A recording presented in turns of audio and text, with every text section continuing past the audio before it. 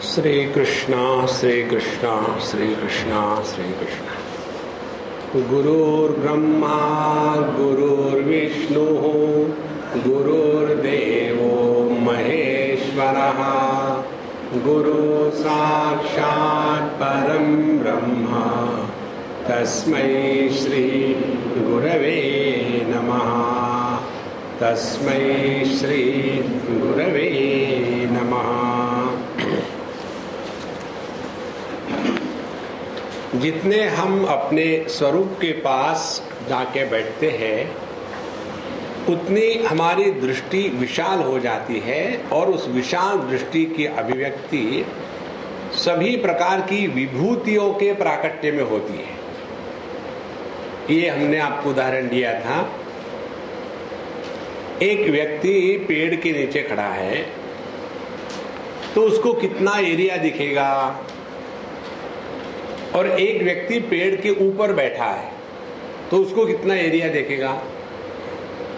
जो पेड़ के नीचे बैठा है उसके लिए जो भविष्य है वह पेड़ के ऊपर बैठने वाले के लिए वर्तमान है।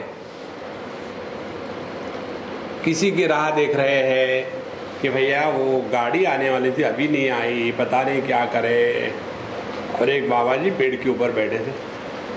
वहां से उन्होंने कहा, बेटा कोई फिक्र करने की जरूरत नहीं है, भगवान ने तुम्हारी प्रार्थना स्वीकार कर ली। महाराज बहुत लेट हो गए हैं, पता नहीं कैसे होगा। कोई बात नहीं, एक बैलगाड़ी आएगी, उसका एक बैल होगा काला, एक होगा सफेद, और एक पगड़ी वाला गाड़ी चलाएगा, उसकी पगड़ी होगी हारी, उसके ऊपर में घास लदा होगा। भगवान ने तुम्हारे लिए गाड़ी भेज दी। गाड़ी आ गई, बाबा जी बन गए। एक्चुअल में क्या हुआ कि जो व्यक्ति पेड़ के नीचे था उसको मालूम नहीं, क्योंकि उसका जो क्षेत्र है देखने का वो छोटा सा है। जो पेड़ के ऊपर बैठा है उसके लिए और विस्तार हो गया ना। माने जो पेड़ के नीचे बैठा है उसके लिए जो भविष्य है, जो पेड़ के ऊपर बैठने वाले के लिए वर्तमान है। इसी प्रकार से जब तक हम देहात्म भाव से बैठे हैं, पेड़ के नीचे बैठे, देखो संतो,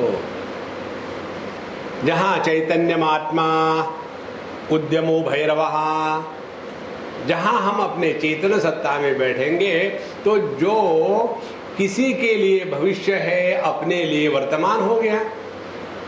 क्योंकि जगत क्या है? जगत ये तीन चीजों का खेल है, देश काल और वस्तु।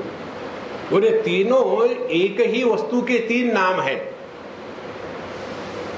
देखो, काल परिवर्तनीय तत्व का नाम है। परिवर्तन तब हो सकता है कि जब परिवर्तन करने के लिए कोई जगह हो। तो कौन सी जगह है? वो जगह है जहां कोई परिवर्तन नहीं होता। तो आकाश वो है जिसमें परिवर्तन नहीं, काल वह है जिसमें परिवर्तन है, और ये दोनों जब इकट्ठे नहीं होंगे तब तक परिवर्तन नहीं होगा। अब सवाल यह है, किसमें परिवर्तन? वस्तु में परिवर्तन। तो देश काल वस्तु ये तीनों के तीनों एक ही चेतन सत्ता की अभिव्यक्ति है। तो जहां हम अपने चेतन सत्ता में जाके बैठे, वहां देश काल वस्तु की सभी विभूतियां अपने आप प्रकट होने लग गई। तो पहली विभूति हमने देखी, शक्ति संधाने शरीरोत्पत्ति ही। इस चेतन सत्ता या इच्छा शक्ति या स्वातंत्र्य शक्ति या क्रिया शक्ति या ज्ञान शक्ति, इनके साथ अनुसंधान किया माने उनके साथ कनेक्शन जोड़ लिया। संधान करना माने जोड़ना, अनुसंधान माने ब्लूटूथ से जोड़ना। ये चक्कर नहीं है कि भाई वो वायर खराब हो गया। हाँ, यहां तक हमने देखा था। अब 20वें सूत्र में कहते हैं, भूत संधान भूत पृथक्त्व वशी विश्व संघट्टा। यह जो विभूतियां सिद्धियां योगी में प्रकट हो जाती है, इनको तीन प्रकार से कहा है। पहली बात यह है कि भूत संधान, भूत संधान माने इस दुनिया की हर चीज केवल 5 ही तत्वों से बनी है, ये पंच महाभूत। अब ये पंच महाभूतों को लेकर ही दुनिया बनी है। तो किसी वस्तु में आकाश ज्यादा है, किसी वस्तु में वायु ज्यादा है, किसी वस्तु में अग्नि ज्यादा है, किसी वस्तु में जल ज्यादा है और किसी वस्तु में पृथ्वी तत्व ज्यादा है। तो ये डिफरेंट परम्यूटेशन कॉम्बिनेशन जो है उसी को मिल मिला करके भिन्न भिन्न वस्तु बनी है। जैसे एक ही वस्तु है चावल, दक्षिण में चले जाओ तो उसके ऊपर में संस्कार शुरू होते हैं। पहले उसको पानी में डाल के सड़ाओ, सड़ाने के बाद पहले उसकी इडली बनाओ, उससे तंग आ गए तो नेवर माइंड, दूसरे दिन उसका उत्तपा बनता है। फिर तंग आ गए तो उसका फिर डोसा बनता है, फिर तंग आ गए तो फिर उसका पेपर डोसा बनता है, फिर तंग आ गए तो साउथ में रहने वाले गुजराती उसका ढोकला बनाते हैं। देखो कितना विस्तार हो गया। तो एक ही तत्व में भिन्न भिन्न बातें डालने के बाद विस्तार तैयार हो गया। तो यह जो शक्ति है जिसको कहेंगे पावर ऑफ सिंथेसिस। और इसीलिए कितने साधु संत होते हैं, योगी होते हैं, वो ऐसा करके आपके हाथ में डाल, उनके हाथ में कुछ होता नहीं, ऐसा करके डालते थे, जलेबी आ गई, अरे जलेबी कहाँ, ये सब सिद्धियां है, ये कोई जादू नहीं है। तो भूत संधान, फिर भूत पृथक्त्व, और भूतों को अलग अलग करना। अलग अलग करना माने प्रत्येक वस्तु में क्या क्या गुण है ये केवल देखने मात्र से समझ में आ जाता है। देखो कैसे, जैसे हम में ये शक्ति है, ऐसी शक्ति है, अगला व्यक्ति प्रश्न पूछता है तो समझ में आ जाता है क्यों प्रश्न पूछ रहा है। कई बार टाइम पास करने के लिए पूछते हैं, कई बार ये बताने के लिए मुझे ये मालूम है पूछते हैं, कई बार इसलिए पूछते हैं कि ऑब्जेक्शन करने के लिए। एक खाद होता है कि जिसको असल में तत्व की जिज्ञासा है। देखो तो यह एनालिटिकल पावर, इसीलिए एक सिद्ध पुरुष थे, हिमाचल के बात है, हमारे फ्रेंड के वो फ्रेंड थे। तो वो बोले अमावस्या की रात्रि को वो कहीं चले जाते थे जंगलों में, और बोले मुझे ले जाते थे, और कहते जाते समय हाथ में एक वो जो हनुमान जी को लगाते हैं ना, क्या लगाते हैं वो लाल लाल गेरू या जो भी कहते हैं, सिंदूर। हाँ, मुझे तो वो सिंगूरी याद आ रहा है, कलकत्ते वाला।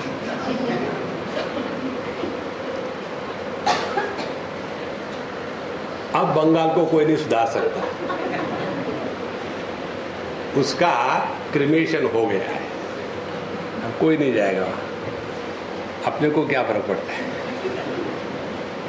तो वो बोले मुझे सिंदूर लेके चलने को बोलते थे, और अंधेरा है, और बोलते थे मैं जहां बताऊंगा वहां सिंदूर लगा देना।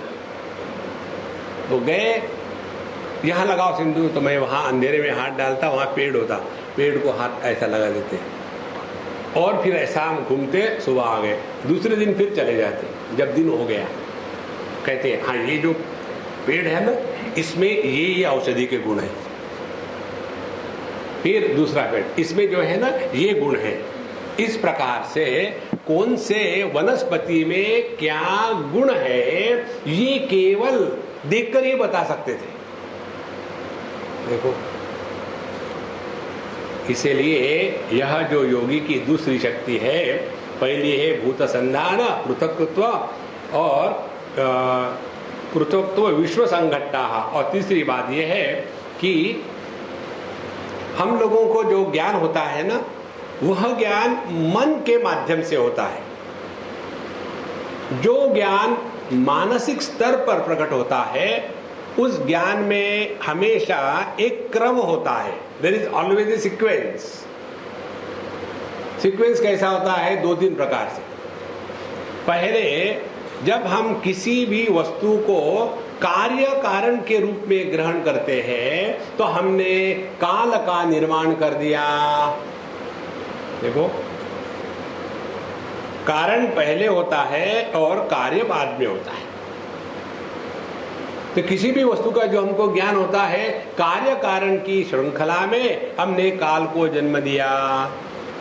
उसके बाद वस्तु में अनेकता कैसे निर्माण होती है? वस्तु में अनेकता, जैसे हमारा एक पंजा है, मैं ऐसे नहीं दिखाता, लोग लाइनें मारने लग जाते हैं।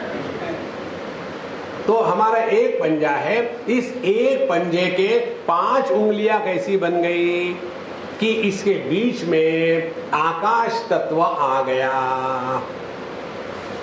तो अनेकता का कारण है आकाश तत्व। कार्य कारण में क्या हो गया? काल तत्व प्रकट हो गया। और अनेकता में क्या हो गया? आकाश तत्व प्रकट हो गया। और इसीलिए हमारे ज्ञान में अनेकता, कार्य कारणता, काल, ये भेद आ जाता है। योगी के ज्ञान में माने जिसकी चेतन सत्ता में निष्ठा हो गई है, उसके लिए ये तीनों गायब हो गए।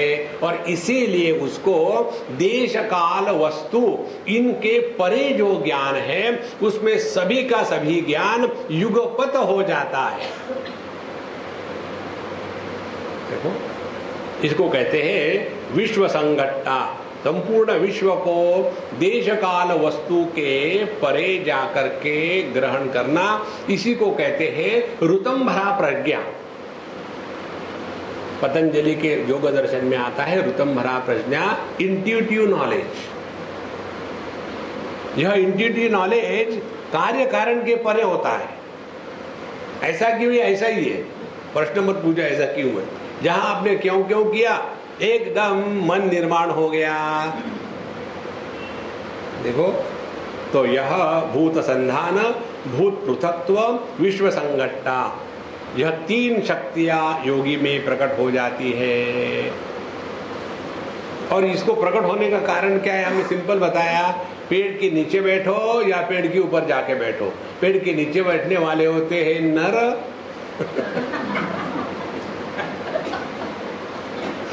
और पेड़ के ऊपर में बैठने वाले होते हैं वानर।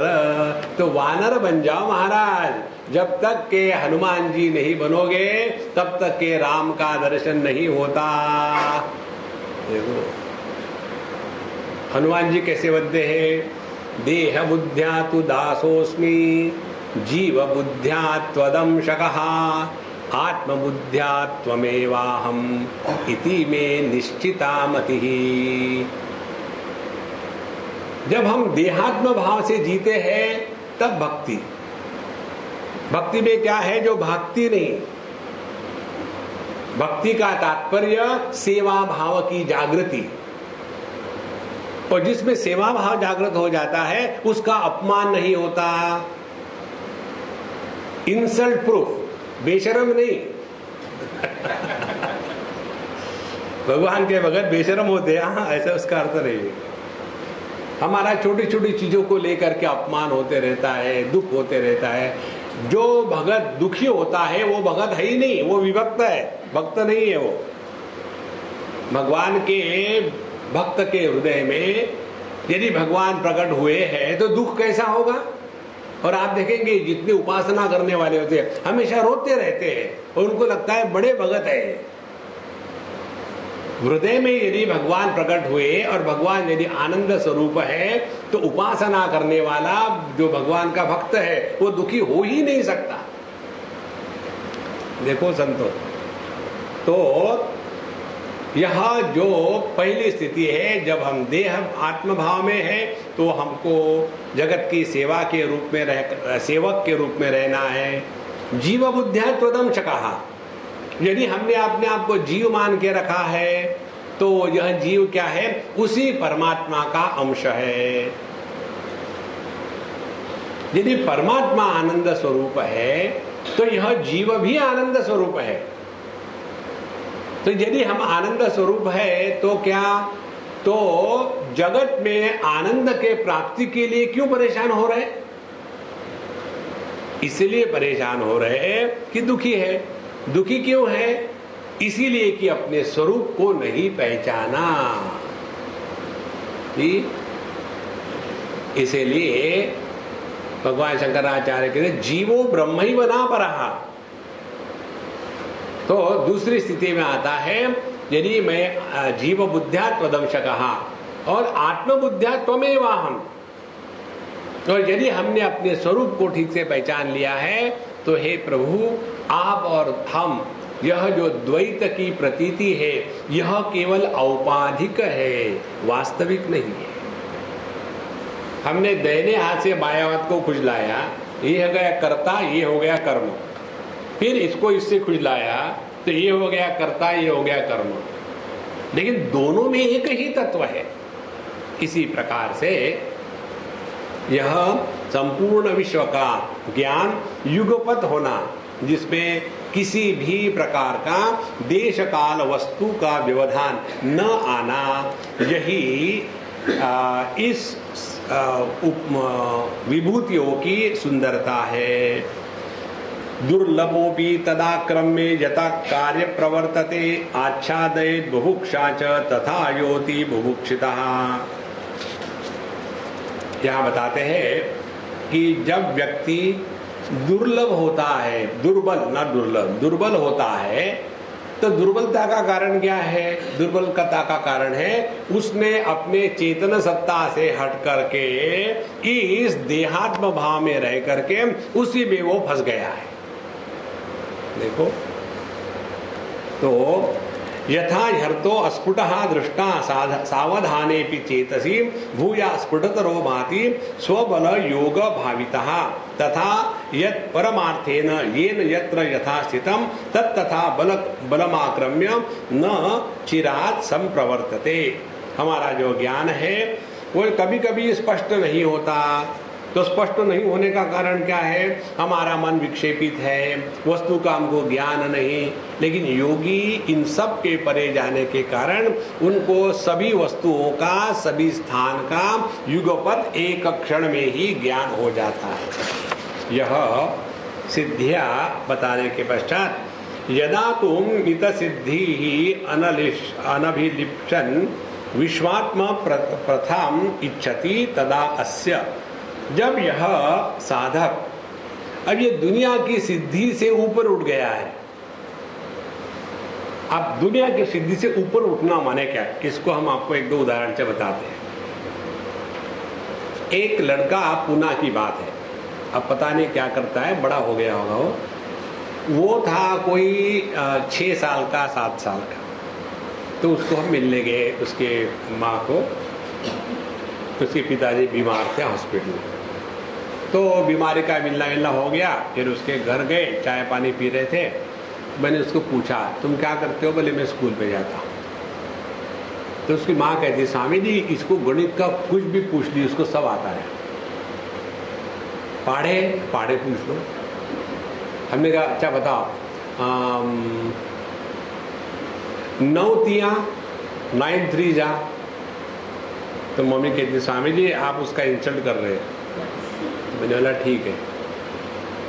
17 8 जा, आप उसका बड़ा इंसल्ट कर रहे हैं। फिर मेरा इंसल्ट हो गया। मैं अच्छा ठीक है बताओ 3 8 9 5 2 9 मल्टीप्लाइड बाय 1 2 3 4 5 6 7 9 बताओ। ऐसा मैंने कहा, उसने उसी क्षण डिफॉल्ट से उत्तर दे दिया। तो मैंने कहा ये सच है कैसा पता चलेगा? बोले लिखो, आपने ये बताया था ना, मैंने जो फिगर बताई थी उसको याद है, और जिससे मल्टीप्लाई किए हो अभी देखो ना कंप्यूटर पे देखो एग्जैक्टली। तो मैंने कहा कि तुमको ये सब है, तुमको कैसे लगता है? बोले स्वामी जी मैं फेडअप हो गया हूं। क्यों? जहां भी जाता हूं यही तमाशा है। मैं टीवी पर भी गया हूं, मैं रेडियो पर भी गया हूं, जहीं भी किसी के घर में चले जाओ, हमारा ये डब्बू है ना, इसको ना ये गणिया, अब इसको मैं क्या करूं? मैं कुछ नहीं करता, अपने आप आ जाता है। इसी प्रकार से सिद्धियां सिद्धियां सिद्धियां उसके द्वारा व्यक्ति हमेशा के लिए आकर्षित नहीं हो सकता। देखो कोई बीमार आया, आपने उसके कमर को झटका मारा, कमर ठीक हो गई। अब सब जितने भी ये टेढ़े कमर वाले हैं लाइन लग जाएगी।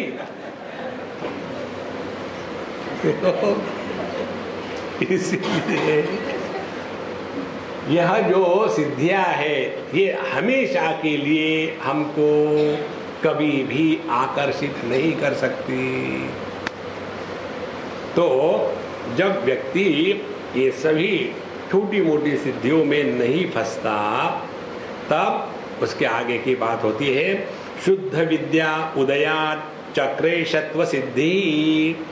शुद्ध विद्या उदयात्, शुद्ध विद्या उदय का तात्पर्य है जब हमने ये प्रकृति के शक्तियों को और प्रकृति का त्याग करके यह प्रकृति जिस शिव तत्व की है, यह प्रकृति जिस परम शिव की है, अब उसमें हमारा ध्यान चला गया। कहानी बताते हैं संत लोग। एक राजा था, उसको कोई पुत्र नहीं था। स्टैंडर्ड फॉर्मेट, जिनको बच्चे नहीं वो दुखी है, बच्चे क्यों नहीं है, जिनको बच्चे हैं वो दुखी है, बच्चे ऐसे क्यों। दुख दोनों के लिए सामान्य है। तो यह राजा को बच्चा नहीं था, तो उसने सोचा अब मुझे राजा बनवाना है तो कोई स्मार्ट लड़का चाहिए।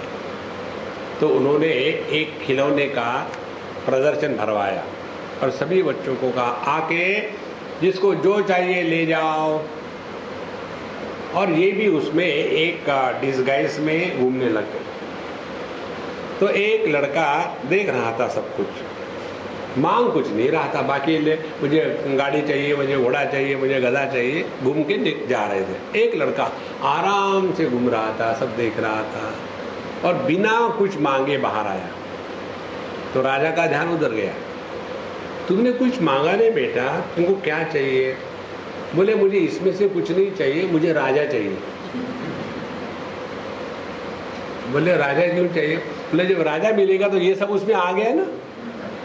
देखो, हम जब छोटी मोटी चीजों में प्रसन्न हो जाते हैं ना तो प्रभु से दूर चले जाते हैं। आध्यात्मिक क्षेत्र में तुष्टि यह बंधन है। कभी संतोष नहीं होना चाहिए। हाँ बहुत कर लिए मेडिटेशन, चलो अब पकौड़े खाते। हाँ भगवान का नाम बहुत ले लिया है, कुछ नहीं हुआ आज तक। तुलसीदास जी कहते हैं कि जो भगवान का नाम लेके अग जाते हैं, माने अब सोचते हमने तो बहुत नाम ले लिया, उन्होंने अभी भगवान के नाम के रस को नहीं चखा। भगवान के नाम का रस ऐसा है कि उससे प्यास बढ़ती है, घटती नहीं। बड़ा विचित्र है ये। इसीलिए जब ये सभी सिद्धियों के हम परे जाते हैं तब शुद्ध विद्या उदयात्। शुद्ध विद्या उदयात् का तात्पर्य है जब हमारा ध्यान अब ये प्रकृति से हट करके यह प्रकृति जिसकी है उसके तरफ गया तो चक्रेशत्व सिद्धि। चक्रेशत्व सिद्धि का तात्पर्य क्या है? हमने देखिए ये चक्र का चक्कर, मूलाधार, स्वाधिष्ठान, मणिपुर, अनाहत, विशुद्ध, आज्ञा और सहस्त्रार, 7 चक्र है। अब हर एक चक्र की सिद्धि होने के बाद भिन्न भिन्न सिद्धियां प्रकट हो जाती। जहां कैसे चक्रेश सिद्धि, चक्रेशत्व सिद्धि माने सभी की सभी जितनी शक्तियां हैं वह युगपत प्रकट हो जाती है। और इसीलिए ऐसे जो संत है, ऐसे जो योगी है, उनका तस्मिन् तज्जने भेदा भावात्। नारद महर्षि कहते हैं अपने भक्ति शास्त्र के ग्रंथ में, तस्मिन् तज्जने भेद अभावात्। भगवान और उसके भक्त इनमें भेद नहीं होता, क्योंकि उन्होंने अपने आप को प्रभु में समर्पित कर दिया है। ध्यान से सुनना, मैं जीव हूँ, अल्पज्ञ हूँ, अल्प शक्तिमान हूँ, अल्पव्यापी हूँ, इसीलिए मैं योग करता हूँ, भक्ति करता हूँ, जिसके द्वारा मुझ में भी शक्तियाँ प्रकट होने लग जाए। तो एक एक दो दो शक्तियां प्रकट होने लग जाती है और उसी में हम फंस गए, चुक गए। इन सब का त्याग करके जब सभी की सभी शक्तियों का त्याग कर दिया तो चक्रेश सिद्धि, सभी शक्तियां हम में रहते हुए भी हम उन शक्तियों के द्वारा प्रभावित नहीं होते। ध्यान से सुनना, शक्तियों के द्वारा प्रभाव दो प्रकार से होता है। एक तो उस शक्ति को प्राप्त करने के लिए साधना करेंगे और दूसरा वह शक्ति प्राप्त होने के बाद उसका प्रदर्शन करने की साधना करेंगे। देखो, एक बार हमने आपको बताया था एक सिंधी की कहानी। सिंधी लोग गाना गाते थे, उनको शाप मिला हुआ है। तो किसी के यहां गए खाने के लिए। सिंधियों से हमारा जन्म जन्म का साथ है। तो उनके यहाँ गए और जब वहाँ गए तो खाने को टाइम था। हमने कहा ठीक है, टीवी देखते हैं। नहीं स्वामी जी रुको। उन्होंने अपना हारमोनियम लेकर डाइनिंग टेबल पर लाया। हमने देखो भाई, मैं हारमोनियम नहीं बजाता, मैं औरंगजेब हूँ। बोले नहीं, मैं सुनाने वाला हूँ। अरे राम राम।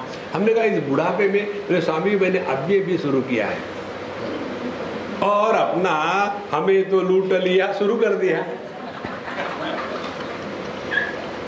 तो हमने कहा प्रभु ये क्या है? बोले स्वामी जी हमने सीख लिया है अभी, तो सोचा अभी टाइम है तो आपको सुना दो कुछ।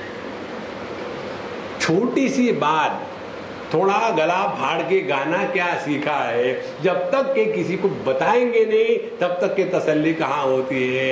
इसी प्रकार से जब ये सिद्धियां प्रकट होगी, इसका प्रदर्शन नहीं करेंगे तो इसका मतलब क्या है? आभूषणों को वहां लॉकर में रखने के लिए थोड़ी होता है, वो तो पब्लिक को दिखाने हैं ना। इसीलिए सिद्धियों के चक्कर से जो बच गया है वही परमात्मा को प्राप्त कर सकता है। इसीलिए चक्रेशत्व सिद्धि माने सभी की सभी जितनी शक्ति की संभावना है इसमें प्रकट हो जाती है। तस्मात् सातु परा विद्या यस्मात् अन्यान विद्यते विन्दते यत्र युगपत् सार्वज्ञादि गुणान परान। क्योंकि वह शुद्ध चेतन सत्ता में प्रवेश हो चुका है तो उसके प्रति सभी की सभी विद्या एकदम युगपत् प्रवर्तते। तो पहले अनुभूति क्या थी? यह अग्नि मैं हूं।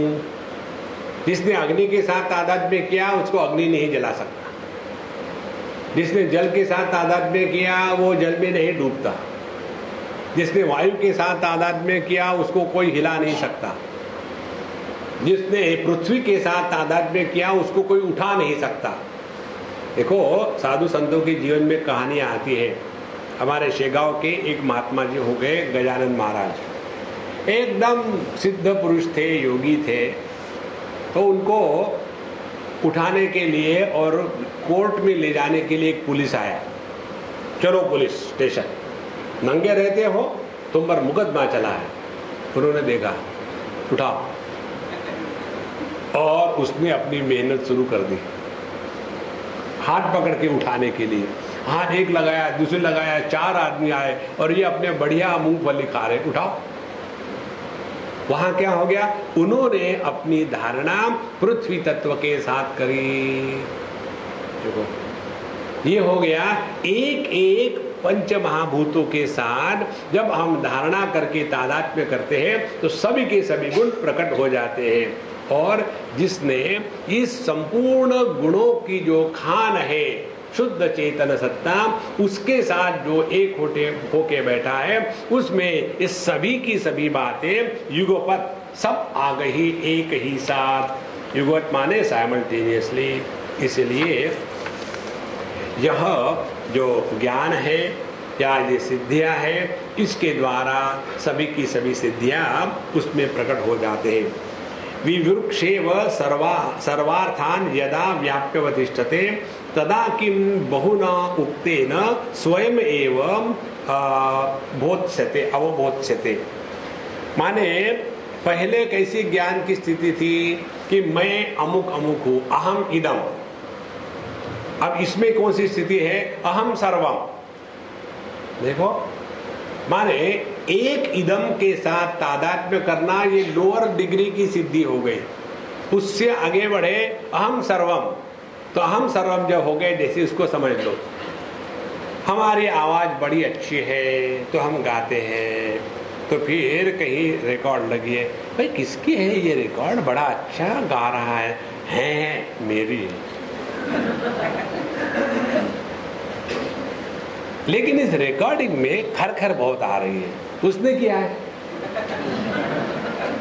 देखो, माने हमारा तादात्म्य छोटे वस्तु के साथ है, और जिसका तादात्म्य सबके साथ हो गया, अहम सर्वमेव। जब सभी कुछ मैं ही हूं, तो उसमें ना अच्छा है ना बुरा है। लेकिन कुछ मैं हूं, कुछ मैं नहीं हूं, तो उसमें अच्छा बुरा का चक्कर शुरू हो जाता है। इस प्रकार से 14वें सूत्र से लेकर के 20वें सूत्र तक उन्होंने इस योगी में शांभवोपाय के माध्यम से जो जो सिद्धियां प्रकट होती है, हो सकती है, उसका विस्तार से वर्णन किया। उसके बाद हम जब 21वें सूत्र में आए तो उसमें उन्होंने यही बताया, क्योंकि वह अपूर्ण चेतन सत्ता के साथ तादात्म्य हो गया, तो उनमें सभी सिद्धियां प्रकट हो गई, क्योंकि अब उनका तादात्म्य एक विशेषता से नहीं है, निर्विशेष तादात्म्य है। सविशेष और निर्विशेष तादात्म्य का क्या अर्थ है? ये देह मैं हूं, विशेष तादात्म्य, वो देह मैं नहीं हूं, विशेष तादात्म्य। एक भी देह मैं नहीं हूं, निर्विशेष तादात्म्य। सभी देह मैं हूं, निर्विशेष तादात्म्य। जहां तादात्म्य में विशेषता आती है, वहां संसार निर्माण होता है। बच्चा है, मेरा बच्चा है, विशेष तादात्म्य, दुख प्रारंभ। बच्चा है, किसका है? भगवान का है, निर्विशेष तादात्म्य। देखो, तो जिस तादात्म्य में विशेषता प्रकट होती है, वहां संसार प्रकट हो गया। इसीलिए जब हम एक देह विशेष से तादात्म्य करते हैं तो संसार है, और इस देह विशेष से तादात्म्य छोड़ दिया, जैसे गहरी नींद में, तो संसार गायब। एक स्कल्प्टर थे, मूर्तिकार, पेड़ का होगा, तो उसकी बड़ी तारीफ होने लग गई कि यह बड़ा अप्रतिम मूर्तिकार है। लेकिन उसकी मृत्यु की घड़ी नजदीक आ गई, तो उसने सोचा अब मैं मरूंगा तो ये यमराज मुझे आके ले जाएंगे, उनको कंफ्यूज कर दिया। उन्होंने अपनी एग्जैक्टली 10 प्रतिमाएं बना के रख दी, एग्जैक्टली 100%, जैसे ढांचा निकाला हो, और उसमें ये भी जाके बैठे वैसे 11वें। अब यमराज के दूत आ गए उठा के ले जाने के लिए। अब कंफ्यूज हो गया, कौन है इसमें, समझ में नहीं आ रहा, गलत तो नहीं ले जा सकते। वहां भी वही धंधा है, चोर को आप छोड़ सकते हो, नेवर माइंड, लेकिन जो चोर नहीं है उसको मत पकड़ो। तो फ्रस्ट्रेट होने के बाद चले गए यमराज के पास। भगवान, ये कठिन परिस्थिति है, हम उसको नहीं उठा सकते, पर पता ही नहीं चल रहा। एक जैसे 11 लोग हैं, सबके सब बैठे हैं। यमराज कहे तुम बेवकूफ हो, चलो मैं बताता हूँ। यमराज स्वयं आ गए। नचिकेता को कहा रुको, आजकल हमारा नचिकेता चल रहा प्रेमपुरी में, इसलिए वो वहीं रुका है। और जब यमराज गए वहां, तो उन्होंने देखा, तो उन्होंने शुरू कर दिया, आहा, यह शिल्पकार अप्रतिम है।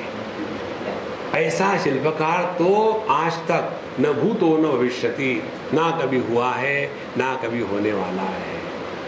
इतनी सभी की सभी मूर्तियां एक जैसी बनाई है, लेकिन इस मूर्ति में थोड़ी खोट है। जैसा कहा इस मूर्ति में थोड़ी खोट है, असली बोल पड़ा। कौन सी मूर्ति में? पकड़ो इसको। देखो, विशेष तादात्म्य से ही संसार निर्माण होता है। इसीलिए या तो हम सबके साथ तादात्म्य करें या किसी के साथ तादात्म्य ना करें। अब कहां से हम शुरू हो सकते हैं? हम तो सबके साथ तादात्म्य करना चाहते हैं, लेकिन जब जब हम जहां जहां जाते हैं ना, पब्लिक हमको ढकेल देती है, ओडोमॉस आया, ऐसा क्यों? समस्या है। तो हमारा स्टार्टिंग पॉइंट गलत है। तो करना क्या है?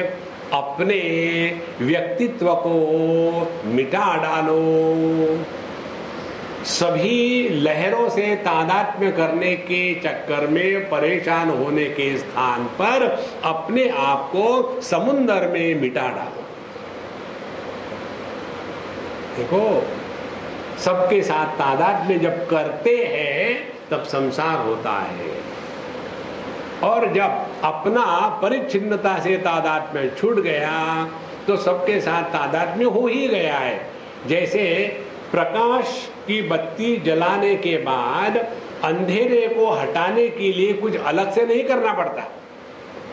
इसीलिए समस्या सबके साथ तादात्म्य न होने की नहीं है, समस्या है एक विशेषता के साथ तादात्म्य किया है।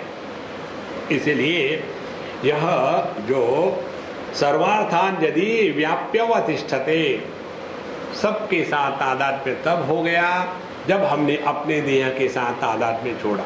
इसीलिए हमने आपको ये उदाहरण 1000 बार दिया है। अपने गहरी नींद का हमेशा विश्लेषण करते रहो। गहरी नींद में एग्जैक्टली क्या होता है,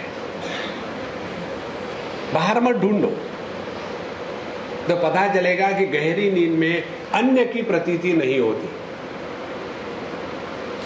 जब अन्य की प्रतीति होती है तब काम, क्रोध और भय निर्माण होते हैं।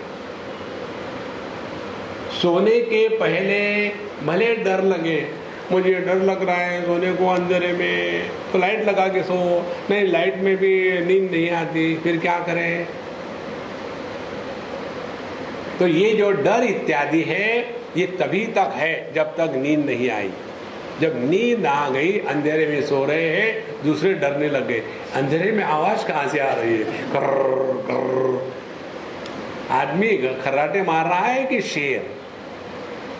देखो, तो यह सहज है यदि हम अपने इस निद्रा के अनुभूति का विश्लेषण करें। या निशा सर्वभूतानां तस्याम जागृति संयमी यस्याम जागृति भूतानि सा निशा पश्यतो मुनेः। यह जो मंत्र है इसका तात्पर्य है extend your deep sleep in the waking experience. माने सत्संग में आके सो जाओ। देखो, अब अपने गहरी नींद को जागृत अवस्था में खींच के लाना माने क्या? गहरी नींद में अन्य की प्रतीति नहीं होती, तो जब तक के मैं और मोर तोर तय माया तभी तक संसार है। तो क्या करें? सबको अपनाए, उस चक्कर में मत पड़ना। फिर कोई भी अपना नहीं है और कोई भी पराया नहीं है, तो कैसे जिए? कर्नाटक, अभी हम गए थे हुबली, वहां एक ने हमको पूछा, स्वामी जी आप जो बता रहे हैं वो सब ठीक है, लेकिन जहां से हम यहाँ से जाते हैं और फिर अपनी चप्पल पहन के निकल गए और फिर वही संसार शुरू होता है, क्या कर? हमने कहा चप्पल मत पहनो। इसीलिए हमारे देश में जितने भी सत्संग को जाने वाले अच्छे संत होते हैं, साधक होते हैं, वो अपनी पुरानी चप्पल छोड़ देते हैं और नई चप्पल पहन के चले जाते हैं। और हम उनको चोर कहते हैं। वो चोर नहीं है, वो साधक है। पुरानी चप्पल को छोड़ना माने अपने ईगो का त्याग करना और नई चप्पल को पहन के जाना माने आज के बाद अब मैं फ्रेश हो गया हूँ, अब मैं पुराना नहीं रहा। लेकिन कुछ दिनों के बाद वो चप्पल फिर पुरानी हो जाती है। इसीलिए अपने इस मैं का हमको त्याग करना है। यदा तु स्वात्मा रामताम एव इच्छति तदा तस्य महाहृद अनुसंधानात् मंत्र वीर्यानुभवः। अब यह अंतिम सूत्र है। कहते हैं कि जब व्यक्ति इन सभी प्रकृति और उसकी जो शक्तियां हैं, उनका प्राकट्य है, इन सब के परे जब चला जाता है, ध्यान से सुनना, यदा सर्वे प्रमुच्यन्ते कामा यस्य हृदि श्रिताः अथ मर्त्यः अमृतो भवति अत्र ब्रह्म समश्नुते। हमारे अंतःकरण में एक भी कामना न बची रहे, एक भी का। पहले स्वार्थ की कामना होती है और फिर हम लोग परमार्थ करने में लग जाते हैं, और परमार्थ करते करते, परमार्थ माने क्या, लोगों का भला करना।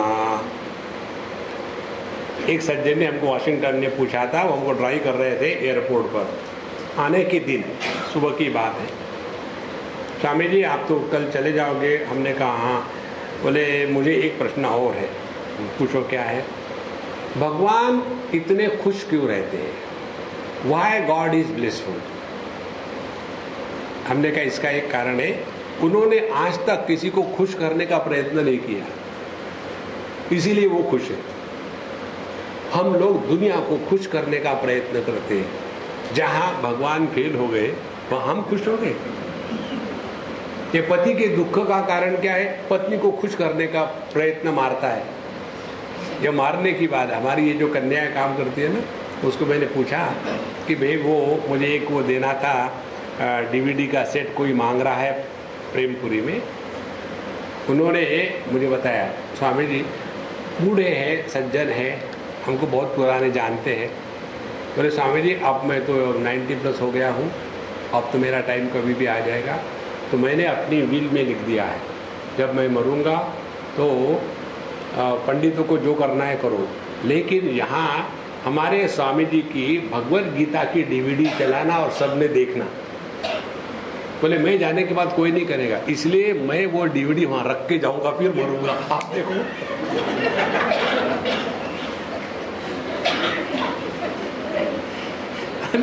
हद हो गई। अच्छा, जब मैं ठीक है मैं बता दूंगा, मैंने बताया कि हाँ स्वामी जी फटाफट मारते, फटाफट मारते ऐसे, व्हाट डू यू मीन? नाही मास्टर आहे, कॉपी मारायला काय वेळ लागतं? मारायला दैना मारो, बाया मारो, सिद्ध मारो। तो स्वात्मा राम एव इच्छति तदा महारथ। अब अपने स्वरूप में स्थिति प्राप्त करनी है, तो क्या स्थिति प्राप्त हो गई है, तब उसमें क्या है, महारथ अनुसंधानात् मंत्र वीर्यानुभवः। महारथ कहते हैं समुद्र को।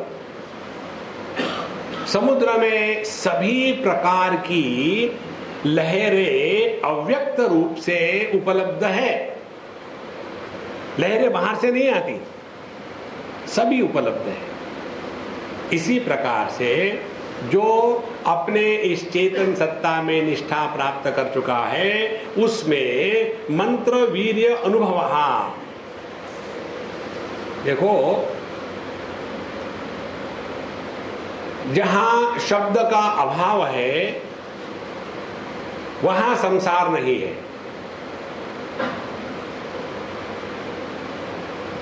जहां शब्द प्रकट हुआ संसार प्रकट हुआ। शब्द शक्तेः अचिन्त्यत्वात् शब्दात् एव अपरोक्षधि सुषुप्तो पुरुषो यद्वद शब्देन एव अवबुध्यते। भगवान शंकराचार्य कहते हैं शब्द शक्ति ही अचिन्त्यत्वात्, शब्द शक्ति अचिंत्य है।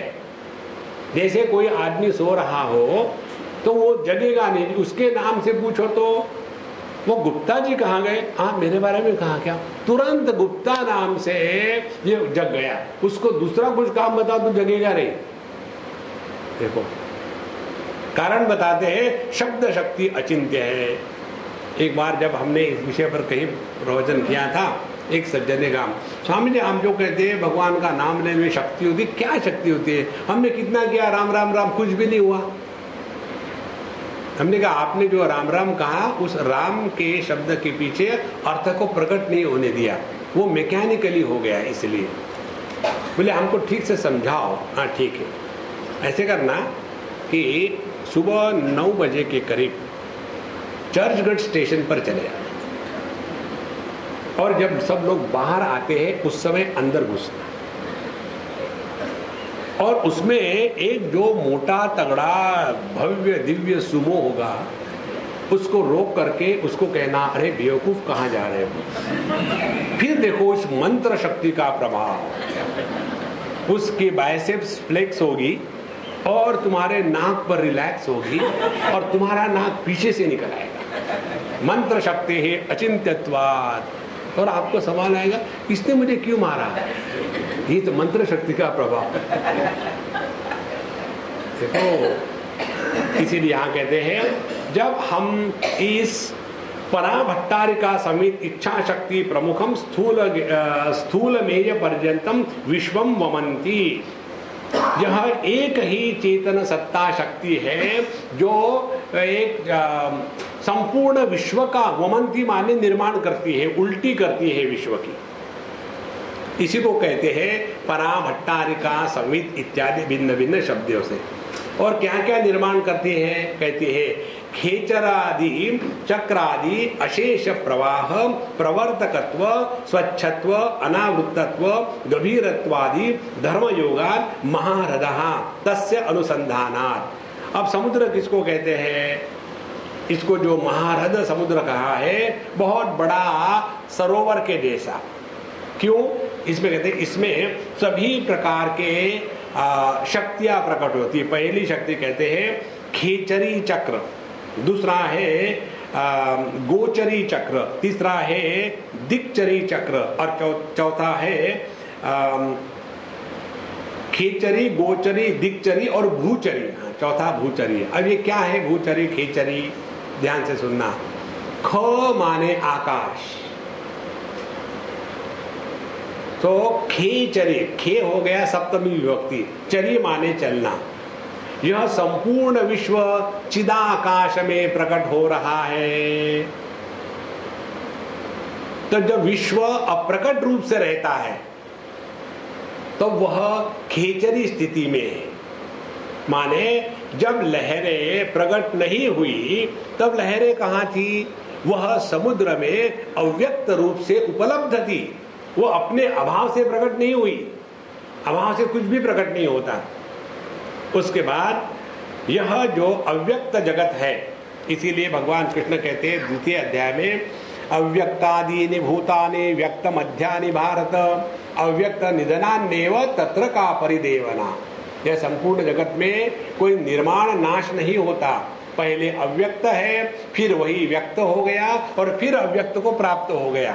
जैसे अव्यक्त रूप में लहरें रहती है, व्यक्त होने के बाद उनका नाम रूप प्रकट हो गया, और जब वो टूट जाती है तो फिर अव्यक्त को प्राप्त हो जाती है, मरती नहीं। इसी प्रकार से पहली है खेचरी स्थिति, खेचरी चक्र। उसके बाद है गोचरी चक्र। गोचरी का तात्पर्य है हमारा अंतःकरण। उसके बाद है दिक्चरी चक्र। दिक्चरी का चक्र का तात्पर्य है हमारे इंद्रिय, इंद्रियों से हम एक दिशा में जाते हैं। आंखों से रूप रंग की दिशा में जाते हैं, कानों से शब्दों की दिशा में जाते हैं। तो भूचरी खेचरी हो गया चिदाकाश, गोचरी हो गया चित्ताकाश, और दिक्चरी हो गया इंद्रियाकाश, और भूचरी हो गया यह जगत जिसको हम अपने से अन्य के रूप में ग्रहण करते हैं इंद्रियों के माध्यम से। माने क्या हो गया? अनुभवकर्ता से लेकर के अनुभव्य वस्तु जो है, ये सभी का सभी उसी एक मंत्र शक्ति में निहित है। और तस्य अनुसंधानात्, जब हमने उसका अखंड अनुसंधान किया, माने अंतर्मुखतया अनारतम तादात्म्य विमर्शनात्। ध्यान से सुनना। यह प्रक्रिया कठोपनिषद में भी आई है। वहां बताते हैं यच्छेद वांग मनसी प्राज्ञ तद्यच्छेद ज्ञान आत्मनि, ज्ञान आत्मनि महति नियच्छेद तद्यच्छेद शांते आत्मनि। पहले हम वाणी को अपने मन में ले आवे। वाणी क्या है? वाणियों के 4 प्रकार बताते हैं। हम जिस वाणी से आपसे बोल रहे हैं उसको कहते हैं वैखरी वाणी। खर माने गधा, इसीलिए कई लोगों का सरनेम खरे होता है, माने प्लूरल। आई होप यहां कोई नहीं है यहां तो खोटे होंगे। अच्छा महाराज, तो वैखरी वाणी जिसमें अन्य को अन्य श्रुति गोचर हो उसको कहते हैं। दूसरा व्यक्ति जो सुन सके उसको कहते हैं वैखरी वाणी। दूसरी होती है मध्यमा वाणी, अन्य नहीं सुन सकता लेकिन हम अपने वाणी को सुनते हैं। आप इस पर चिंतन किए कभी? आप बैठे रहते हो, उसने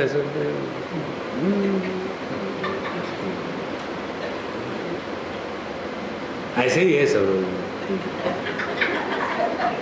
तो हम बोल रहे हैं, पब्लिक नहीं सुन रही, हम सुन रहे हैं, ये कहते हैं मध्यमा वाणी। अब इस मध्यमा वाणी से भी और सूक्ष्मता में पहुंच जाओ तो वो है पश्यंती वाणी। पश्यंती वाणी में विषय और विषय को बताने वाला शब्द अभी ये अलग नहीं हुए, और उसका मूल जो है वो है परावाणी, संपूर्ण अव्यक्त स्थिति में। तो ये परावाणी क्या हो गई? ये हो गई समुद्र के जैसी। इस समुद्र में जो लहरें आती है वो कैसे आती है? पहले यह लहर का माहौल बना पश्यंती वाणी, फिर लहर धीरे धीरे कंसोलिडेट होने लग गई मध्यमा वाणी, और उसके बाद धूम से तूफान आ गया वैखरी वाणी। जैसे यहाँ पर लोग बैठे रहते हो, फट से बीच में से कोई उठ के चला जाता है, हम लोग पता नहीं ये क्यों उठ के चला गया, क्यों उठ के चला गया। धीरे धीरे धीरे धीरे बीपी डेवलप हो रहा था। बीपी माने ब्लड प्रेशर। धीरे धीरे बीपी डेवलप हो रहा था। अब जब वो उसकी जो मर्यादा है अब वो टूट गई, अब या उठो या ना करो। इसी प्रकार से पहले परावाणी, फिर पश्यंती, फिर मध्यमा और फिर वैखरी, ये चारों के चारों उसी एक शक्ति का प्राकट्य है। वैखरी वाणी का प्रयोग जागृत अवस्था में होता है जो स्थूल वस्तु प्रधान है। मध्यमा वाणी का प्रयोग मानसिक स्तर पर होता है, इसीलिए उनको मेंटल कहते हैं। पश्यंती वाणी में पहुंचने के बाद पश्यंती वाणी में साधु संत रहते हैं, इसीलिए वो बोलते नहीं, और क्योंकि वो बोलते नहीं उनके संकल्प सिद्ध हो जाते हैं, क्योंकि उनके संकल्प और संकल्प के द्वारा बताई गई वस्तु इनमें भेद नहीं रहता। पश्यंती वाणी में जो निवास करते हैं वो सहज कोई भी बात कर देते हैं तो हो जाती है। और इसका जो मूल है परावाणी, उसको यहाँ कहा है महारद। तो अंतर्मुखतया अनारतम तादात्म्यात्। तो तादात्म्य करना माने क्या?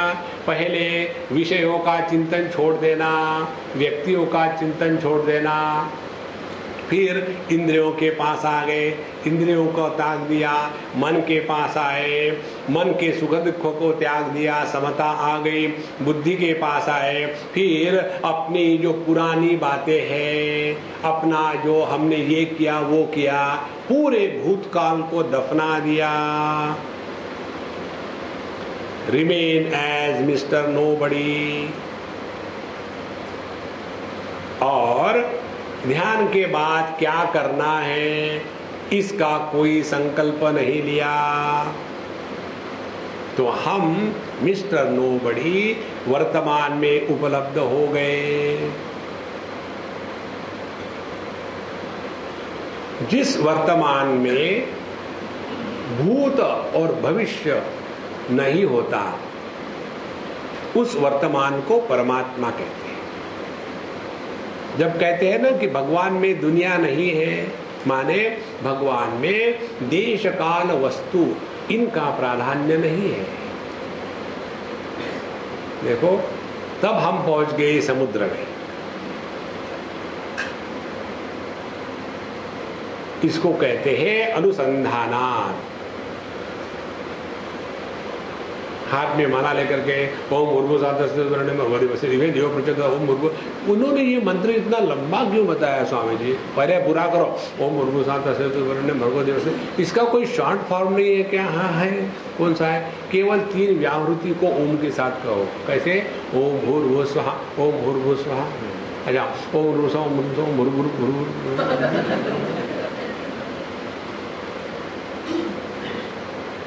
ये अपने से दूर भटकना है। इसीलिए इस महासमुद्र का अनुसंधान करना माने जितना भी हमारा बहिर्मुखित्व है, बहिर्मुखित्व का त्याग करना। सो अंतर्मुखतया अनारतम। देखो, अब मैं ये आपको पहले बताया था, spiritual practice is not a part time profession, it is a full time pre occupation.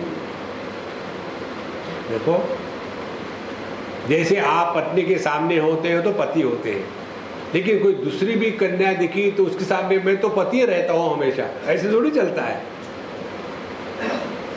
लेकिन जहां साधना है, साधना में चाहे योगरतो वा भोगरतो वा संगरतो वा संगविहीना यस्य ब्रह्मणि रमते चित्तम। हम कौन से देश काल वस्तु क्रिया इसमें जुड़े हैं, इसका व्यवधान जिसमें नहीं आता वह है अंतर्मुखित्व। तो अनारतम तादात्म्य विमर्शनात्। और तादात्म्य का जितना हम अनुसंधान करेंगे, चिंतन करेंगे कि एग्जैक्टली क्या हो रहा है, देखो, और ये हमारा सबका होता है, only we are not aware about it. कई बार कोई व्यक्ति उल्टी सीधी बात करता है तो अंदर गुस्सा आता है। अभी मुझे किसने बात करी थी, मेरे से एक कोई अम्मा आके मिली, तो बोले स्वामी मेरे से आपको मुझे कोई बात करने में आ जाओ। आ गई। Swami ji, I can not tolerate untruth. तो मैंने उसको नमस्कार किया। क्यों स्वामी जी? हमने तुम साक्षात परमात्मा हो। नहीं नहीं, ऐसी बात नहीं। ठीक है, व्हाट विड्रॉ, नमस्कार वापस। हमने को क्या फर्क पड़ता है? आप समझते नहीं हो, मैं क्या करूं, मैन्युफैक्चर डिफेक्ट है, नहीं समझता है, जैसा हूं वैसा हूं। फिर कहती है कि जब कोई गलत बात करता है, गलत कार्य करता है तो मैं टॉलरेट नहीं कर सकती। हमने कहा अम्मा ये बताओ, तुमको भगवान ने दुनिया का सत्य प्रतिबोधक अधिकारी के रूप में नियुक्ति की है क्या? नहीं, तो तुम दूसरे का काम क्यों कर रही हो? फिर मैंने उसको बताया, अम्मा जब हम किसी डॉक्टर के पास जाते हैं ना, तो ऐसा थोड़ी पूछते हैं कि डॉक्टर साहब आजकल ये डिसेंट्री का क्या हाल है। हम कहते हैं कि हम लीक हो रहे हैं, बंद करो। तुम्हारी समस्या ये नहीं है, तुम जो प्रश्न पूछ रही हो, तुम्हारी समस्या कुछ और है। तुम्हारी समस्या क्या है मैं बताऊं? फिर मैंने उसको बताया कि अम्मा तुम में इतने सारे गुण हैं, तुम में इतने सबको मदद करने की क्षमता है और तुम सबको मदद करती भी हो, लेकिन लोग तुम्हारा गलत फायदा उठाते हैं और उसको एप्रिसिएट भी नहीं करते, हालांकि तुमको ही गाली देते हैं। स्वामी जी आपने एकदम ठीक कहा, एग्जैक्टली ऐसे हो रहा है।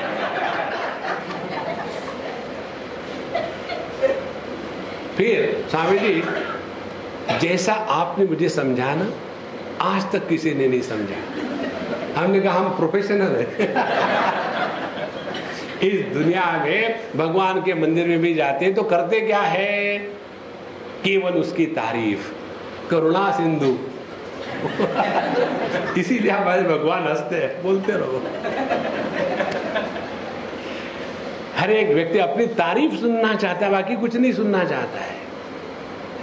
इसलिए विमर्शन अपने अंतःकरण में ये जो भाव आते हैं ना, मुझे असत्य से नफरत है, मैं झूठ बोलना नहीं चाहता हूं, मुझे ऐसा है, ये सब बकवास है। हम केवल अपने इन विकारों को पहचान करके इसके परे हमको जाना है। लेकिन हमारा क्या है, जैसे बुराई के साथ तादात्म्य करके हम अपने को बुरा कहने में बड़ा अभिमान मानते हैं, वैसे ही अच्छाई के साथ तादात्म्य करके होलियर देन दाऊ ये अभिमान बन जाता है। जिस अनुभूति के प्रकाश में अभिमान का जन्म होता है वह संसार। देखो, knowledge without a nowhere is the truth. Experience without the experience is the reality. Joy without an enjoyer is परमात्मा। हमारा प्रत्येक चीज के साथ कोई ना कोई एक बन जाता है। दुख आया दुखी बन गए, सुख आया सुखी बन गए, ज्ञान आया ज्ञानी बन गए, योग आया योगी बन गए, और धीरे धीरे इतने बनावटी हो जाते हैं, और नाना क्षेत्र में बनावटी बनने के बाद नानावटी बन जाते हैं। इसीलिए अनारतम तादात्म्य विमर्शनात् वक्षमाणस्य शब्द राशि स्फारकात्मक पराहंता विमर्शनस्य मंत्र वीर्यस्य अनुभवः। अब मंत्र वीर्य का अनुभव किसको कहते हैं? ध्यान से सुनना। यह जो मंत्र वीर्य है, इसकी बात ऐसी है,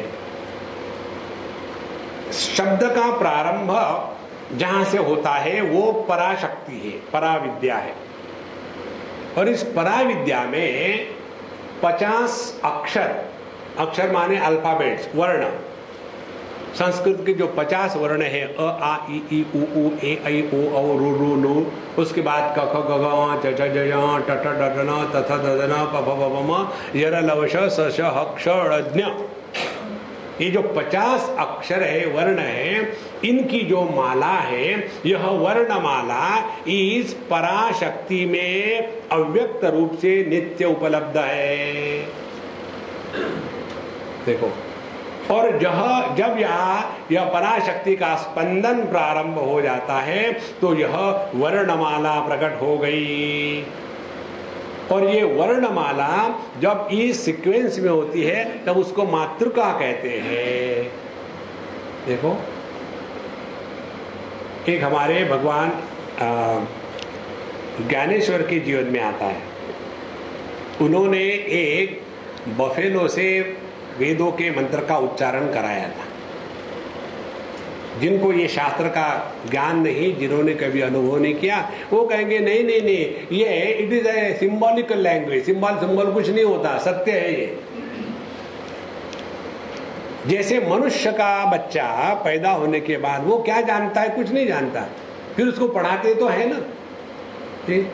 हाँ, कहो बेटा, मम्मी कहो, मम्मी है, पापा को मैं नहीं कहूंगा, कहो तो सुने। तो ये मम्मी पापा, ये ले बे कहां से आया? ये अंदर है ऑलरेडी। ये धीरे धीरे धीरे अभिव्यक्त होने लग जाता है। पहली बात, इसको मातृका कहते हैं। मातृका माने जिन अल्फाबेट्स को, वर्णों को हम नहीं जानते लेकिन वो होती है अव्यक्त रूप में, उसको मातृका कहते हैं। यही मातृका के जो 50 अक्षर है, उसी की माला काली माता ने अपने गले में पहनी हुई है, और उसमें जो मुंड है वो मनुष्य के सर कटे हुए गधे के नहीं है, क्योंकि इन सभी वर्णों का उच्चारण केवल मनुष्य के वाणी से ही होता है। तो जो काली माता है वो है शुद्ध चेतन सत्ता, और इस चेतन सत्ता में यह 50 मुंड माला जो है, ये सभी के सभी संस्कृत के वर्ण है, अ से लेकर के ज्ञ तक।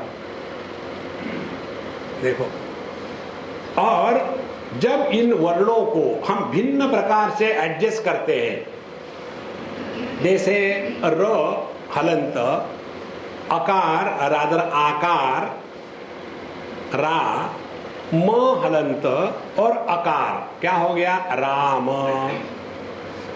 अब ये राम शब्द का निर्माण भले हो गया हो, लेकिन उसके कारण र, आ, म और अ, इसमें कोई फर्क नहीं पड़ा।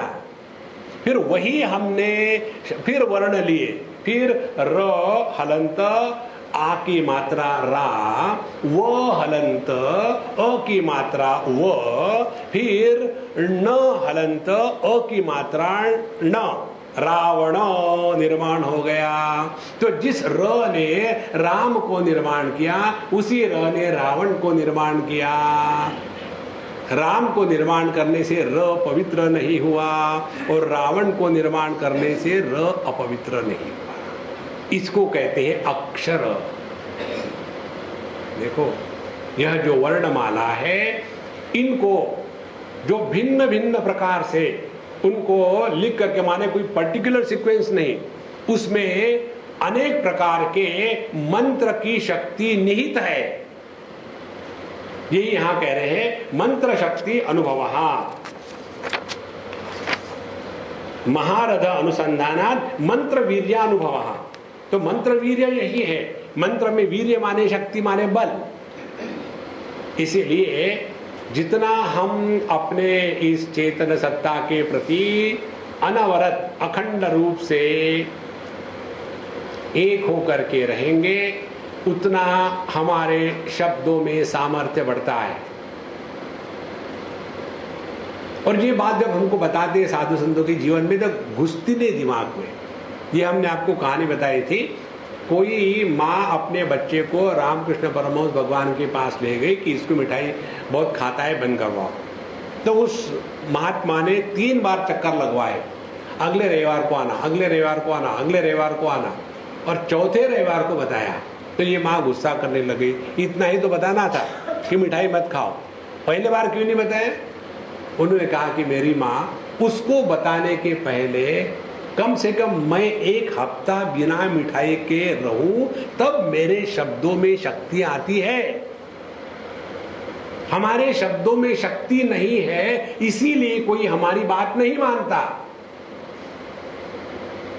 और शब्दों में शक्ति तब होती है जब शब्दों से अर्थ प्रकट होता है। देखो, कल मैं किसी के यहां गया था, वो लड़की हमारी बहुत प्यारी है, बोली उसको चिढ़ाने में मजा आता है। उसको मैंने चिढ़ाया, अब तो तुमको क्या, हमको हमारी याद भी नहीं आती, भूल गई हो। और फिर जैसा मैंने कहा, Ganga Yamuna, Swami ji, how can you even think about it. यदि हमारे शब्दों में अर्थ निहित है तो उसका परिणाम उसी क्षण होता है। लेकिन हम कहते हैं राइटिंग में देंगे, आई लव यू रे बाबा, उससे कुछ नहीं होने वाला है। जब शब्दों में अर्थ प्रकट होता है, तब यहां कहते हैं मंत्र वीर्यानुभवः। इसीलिए किसी भी साधु संतों के साथ रहते समय, जाते आते समय, ये ध्यान में रखना, किसी को हम आदर नहीं कर सकते तो कोई बात नहीं, अनादर निरादर किसी का नहीं करना चाहिए। क्योंकि कैजुअली भी उनके मुख से कोई शब्द निकल जाते हैं ना, तो वो सत्य होते हैं। और अनादर निरादर कैसा करते हैं हम? जब जबरदस्ती से, जब हम जिद्दी होते हैं तब अनादर करते हैं। जब बताया कि ये मत करो, तो ये अपने ही भलाई के लिए होता है। लेकिन हम मानते कहाँ हैं? हम तो अपनी, मेरी मुर्गी की एक ही टांग नहीं, लेकिन दुनिया में मुर्गियों की 2 टांग होती है, होगी मेरी मुर्गी की एक ही टांग। ये जो दुराग्रह है, यही है हमको परमात्मा से दूर हटाता है। और ये दुराग्रह कैसा है? दुराग्रह नाम का वायरस सभी प्रकार के व्यवहार में आता है। कैसे? कहा किसी को कि तुम प्याज मत खाना, लेकिन सभी तो खाते हैं, दुराग्रह। सुबह जल्दी उठना, लेकिन मेरे से नहीं उठना होता है, एक उठने के बाद मैं फ्रेश हो जाता हूं, दुराग्रह। तुम देह नहीं हो, ये कैसे हो सकता, मैं तो देह रहूंगा, दुराग्रह। तो क्या साधना कर रहे हैं हम? हमारी साधना होती है महात्मा लोग हमारी बात माने, हम उनकी नहीं मानेंगे। ऐसा क्यों? कोई मानता ही नहीं, कम से कम महात्मा तो माने। इसीलिए महाराज, यह जो मंत्र वीर्यानुभवः, इसका तात्पर्य हमारे शब्दों में शक्ति प्रकट होती है। और यह अभी तक जो हमने वर्णन किया उसको कहते हैं शांभवोपाय। शांभवोपाय में क्या देखा हमने? भैरवो उद्यमः। यह परमात्मा का प्राकट्य तब होता है जब हमने अपने आप को जगत से पूर्ण रूप से उपरत कर लिया है, और जब मैं निकल जाता है तब परमात्मा प्रकट होते हैं। माने साधना कर रहा हूं मैं, यह भी खत्म हो जाता है, साधना होने लग जाती है। ध्यान भी करते नहीं, ध्यान हो जाता है। देखो, इसी को कहते हैं महारथ अनुसंधानात् मंत्र वीर्य अनुभवः। फिर शब्दों की जो शक्ति है उसको हम पहचान लेते हैं, और जब ये शब्दों की शक्ति को पहचान लिया तो ऐसे संतों के मुख से बताए गए कुछ भी वो बताएंगे कि देखो राम नाम लिया करो तुम्हारा भला होगा, तो होगा, क्योंकि उन्होंने जो कहा कि राम नाम लिया करो, उनके कहने के पीछे राम शब्द में राम भगवान उपलब्ध थे। और कोई हमारे ऐसा ऑर्डिनरी आदमी कह दी तो कह राम, कौन सा राम? जगजीवन राम। देखो, तो पूरा का पूरा सत्यानाश हो गया। इस प्रकार से मंत्र वीरानुभव, यह शांभवोपाय का समापन हो गया इस प्रथम अध्याय में, क्योंकि यह परमात्मा के साथ तादात्म्य होने के पश्चात ही, परमात्मा के साथ तादात्म्य माने अपने हस्ती को मिटा देना। जैसे लहर समुद्र से मिल जाती है तो मिट जाती है, जिस मिलन में मिट जाते हैं उसको मिलन कहते हैं। देखो, पति पत्नी मिलते हैं तो मिट नहीं जाते, एक दूसरे को मिटाने का प्रयत्न करते हैं। दो झगड़ा कर रहे थे, हमने कहा देखो भाई, हमने तुमको कहा था ना शादी के बाद एक हो जाओ। बोले स्वामी जी इसी को लेके झगड़ा हो रहा है। Which one? वो कहती मैं, वो कहता मैं। तो जिस मिलन में मिट जाते हैं वो समर्पण ही वास्तविक है। तो लहर समुद्र में मिल गई तो मिट गई, समुद्र पानी में मिल गया तो मिट गया। और पानी के दृष्टि से देखें, ना समुद्र है ना लहरें है। इस निरपेक्ष सत्ता में सहजता से रहना, यही शांभवोपाय का अंतिम चरण है। ओम पूर्णमदः पूर्णमिदं पूर्णात् पूर्णमुदच्यते पूर्णस्य पूर्णमादाय पूर्णमेवावशिष्यते। ओम शांति शांति शांति। हरि ओम। श्री गुरुभ्यो नमः। हरि ओम।